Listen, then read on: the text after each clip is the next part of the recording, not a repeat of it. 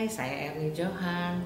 Kebetulan saya mendapat kesempatan berada di dalam program #Dr. Hasto. Nah, saya ingin bertanya, Dr. Hasto apa kabar?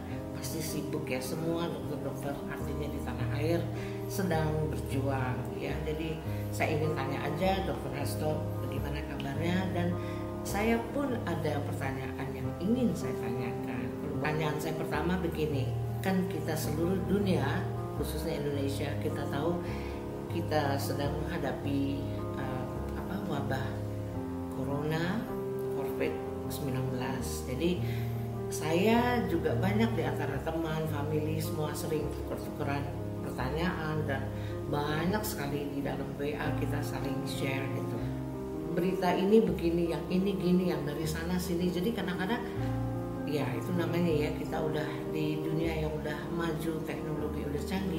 Jadi kadang-kadang it makes everybody confused gitu, mana yang benar gitu. Ada yang bilang oh ini minum ini itu ini segala macam gitu. Jadi aku ingin tahu nih gimana dok, dari pandangan dokter yang simple aja yang kita bisa terangin ke orang-orang gitu.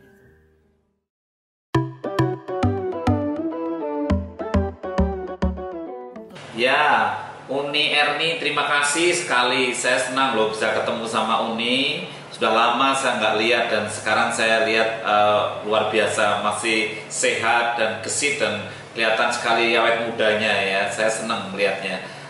Begini Uni, jadi kalau kita memang usia sudah lansia memang beda dengan orang-orang muda. Tetapi tidak perlu terlalu cemas saya kira, karena apapun beritanya katanya yang kena adalah lansia-lansia dan seterusnya, bla bla bla bla, itu memang banyak sekali informasi-informasi seperti itu. Tetapi justru orang tua itu sering bisa selamat karena apa? Karena dia menjaga diri.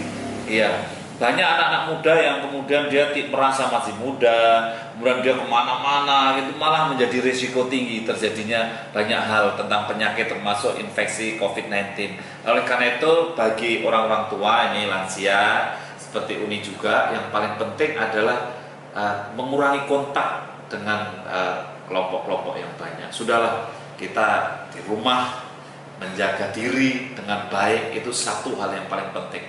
Kemudian yang kedua, yang penting juga adalah bagaimana kita Uni merasakan tubuhnya ini fresh, sehat, gitu. Dengan cara makan yang seimbang. Kemudian juga sesuai dengan kemampuan Uni, masih bisa jalan-jalan atau olahraga ringan, bisa berkeringat itu. Nah, ini menjaga supaya stamina tubuh kita itu baik. Jangan lupa istirahat itu penting bagi orang-orang lansia. Oleh karena itu tidur 6 jam itu terlalu sedikit sebetulnya. Bisa sampai 8 jam itu. Sehari itu ada 24 jam loh, sehingga manfaatkan sepertiganya untuk istirahat dan untuk tidur yang baik, yang cukup maksudnya. Nah, ini mulai dari mencegah tidak kontak sosial, physical distancing, kemudian juga social distancing, kemudian juga menjaga istirahatnya, kemudian juga menjaga makanannya. Ya, ingat orang tua memang kadang-kadang penyerapan tubuhnya itu untuk menyerap vitamin sudah sering tidak semudah orang muda. Makan vitamin ditelani itu kalau orang tua kadang-kadang penyerapan ususnya belum tentu sukses gitu. Maka ada juga orang tua yang kalau agak drop kemudian ke dokter. Ada juga dokter yang memberikan nutrisi lewat infus kalau memang diperlukan itu, vitamin. Ada dokter yang memberikan suntikan vitamin C, itu juga tidak salah, juga bagus juga, karena orang tua itu sudah penyerapannya agak terganggu, sehingga kalau dimasukkan tidak lewat saluran pencernaan akan lebih kena. Ini banyak yang ke dokter untuk kemudian menjaga diri dengan vitamin-vitamin. Juga suatu hal yang penting untuk diingatkan kepada teman-teman yang usia lanjut itu bahwa memang daya tahan tubuhnya itu beda dengan anak-anak muda, sehingga kita harus betul-betul menjaga diri dengan baik. Jangan lupa kebersihan di rumah dijaga dengan baik, kemudian kebiasaan-kebiasaan yang biasanya rumahnya tidak kena sinar matahari, sekarang ini harus dipaparkan dengan sinar matahari yang cukup. Nah, Mudah-mudahan kalau seperti Uni, saya yakin sudah banyak tahu tentang bagaimana menjaga kesehatan. Saya doakan Uni tetap sehat, jangan cemas, jangan gelisah. Saya kira anak cucunya semua mensupport Uni dengan baik. Iya. Dokter Hasto, saya mau nanya lagi satu hal. Bapak sebagai Ketua BKKBN, kira-kira saran dokter apa? Apakah dokter punya program khusus akan dibuat atau masih dalam rencana, yaitu program untuk khusus yang sudah lansia?